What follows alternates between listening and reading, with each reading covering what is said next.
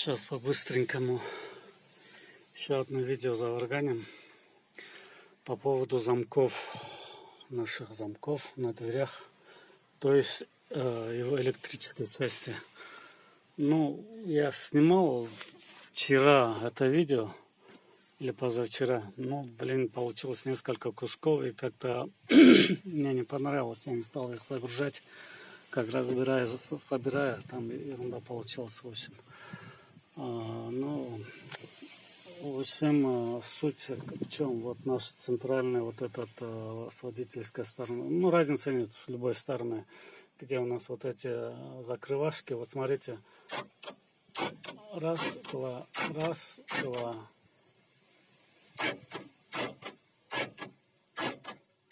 это при том, что у меня аккумулятор там не очень свежачок, давно не заряженный. Может такая ситуация сложится, что вот вы, наверное, может, у некоторых были такие, во всяком случае у меня так получилось, что с этой стороны двери, с этой задней пассажирской двери я заметил, что открывание-закрывание происходит с первого раза, со второго раза, когда вы уже или с третьего раза начинаете нажимать, еле-еле двигаются вот эти вот флажочки, видите, желтые, еле-еле двигаются, но сейчас они нормально двигаются, закрываются, открываются, проблем нету. Но у меня они двигались еле-еле, и потом вообще переставали работать какое-то время. Но суть свела к тому, что я вот снял с передней стороны вначале замок, разобрал его.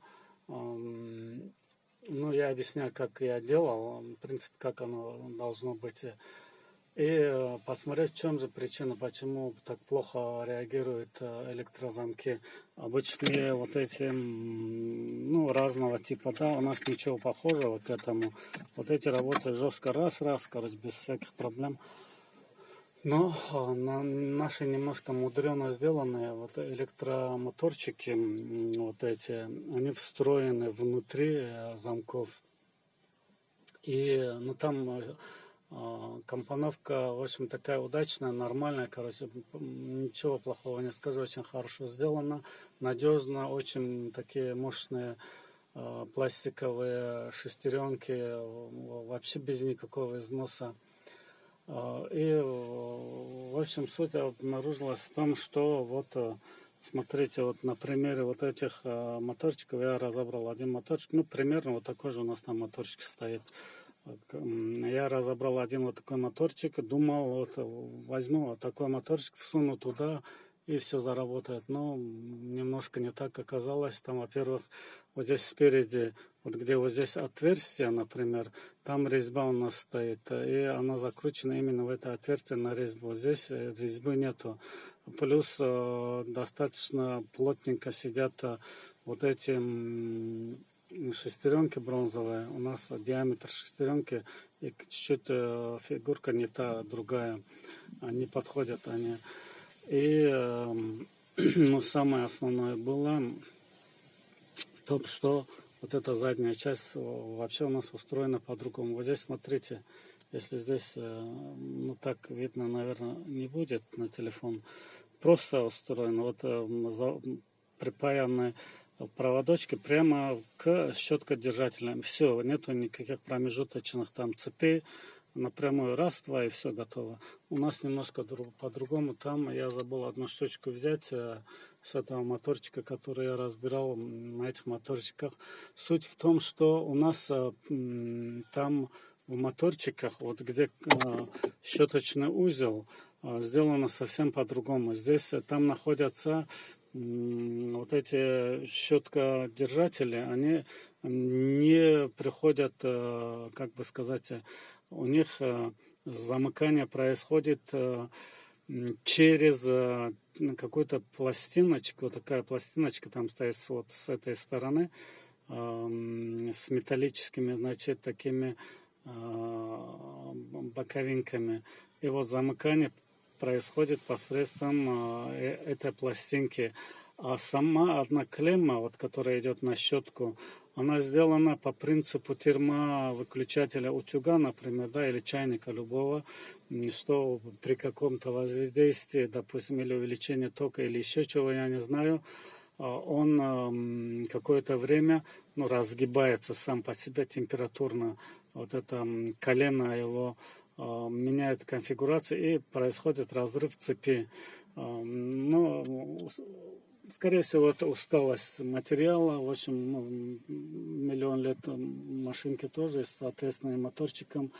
Очень просто я это сделал. Убрал к чертовой матери эту пластинку, которая вот здесь находится сбоку. И вот все узлы, которые должны были, да, соприкасаться, да, хотя бы посредством этой пластинки, я капнул туда вот этот кислоту паяльную на каждое место, где я паял, и просто паяльником капнул туда олово. И оно сходу с первого же раза шикарно запаялось, и все. В общем, надо обеспечить прямой контакт вот этих проводочков с щеткодержателем. Все, ничего мудреного нету. Хотите паяйте, хотите выгибайте или каким-то образом, но чтобы цепь была, все. После этого идет без этой вот этой пластинки и без всяких этих пертурбаций у нас включается и выключается даже при посаженном аккумуляторе вот этот моторчик. Вот и с этой стороны двери я не трогал эти моторчики, ну работают и работают. А с этой стороны я их вот видите, как они жестко реагируют. Даже, ну, в принципе, одинаково. Ну, вот причина была вот в этом. Моторчик поменять, как я уже повторяюсь, не просто так не подходит. И еще что-то будете снимать вот эту пластиковую штучку, не пытайтесь разогнуть вот эти усики, которые завальцованы бывают, вот этот пластик. Невозможно. Просто ножичком подденьте и выковыряйте его. После этого уже тонкими плоскогубцами выравниваете вот эти завальцованные усики вот здесь, чтобы для последующей сборки его. Только не надо воздействовать каким-то тисками или каким-то вот, молоточками, чем-то вот на этот моторчик. Вот здесь постоянно магниты приклеены. Они могут поломаться, сместиться, у вас испортится моторчик. Аккуратненько потом вот эти, чтобы завальцевать вот эти места, я просто отверточкой пару раз стукнул, вот так упер ее вот на какую-то железку. Ну, два человека, если, конечно, другой будет вам, один держит, а другой отверточкой вот эти вальцовку на место, короче, сажать, чтобы вот эту пластиковую крышечку закрыть, запереть, чтобы он не ходил. Поэтому вот здесь тоже немножко аккуратнее надо быть, чтобы не поломать, не сместить вот этот постоянный магнит, а то испортите все. Ну, в общем, вот это у нас был по поводу замков. И замки тоже я промыл хорошенько и замазал, то есть смазал их хорошенько таким жиденьким синей смазкой такой для шрусов. И в общем они нормально работают. Вот эту балку тоже я установил. Вот смотрится она внутри будет вот так, видите, да? Вот так она чистенькая должна быть. Здесь грязи никакой быть не должно, а то у вас все сгниет к чертовой матери. И вот эти болты тоже, гайки, когда вы закручиваете, я их смазываю жидким антикором. Можно и густым, в принципе, ничего страшного нету.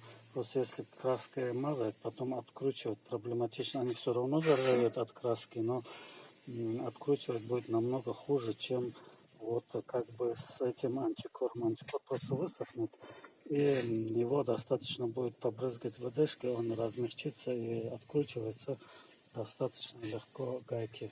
И вот как я уже говорил, вот так он жестко должен сидеть везде. Ну вот это по поводу этого тоже добавил я.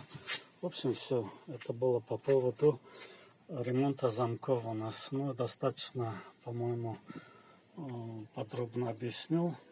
Просто легко. Но вот будете менять... я забыл еще. Вы будете, когда вытаскивать вот этот моторную часть, там ее придется ножичком или чем-нибудь, она заклеенная, вот эта кожух пластиковый, да, к самому узлу замка. Поэтому ее придется оттуда как бы, да, выломать. Но не выломать, она сама отойдет ножичком, ну, как бы пристукнуть склеенную поверхность, где моторчик находится, ее надо будет выдернуть. У меня видео было, ну, блин, так дурацки снято.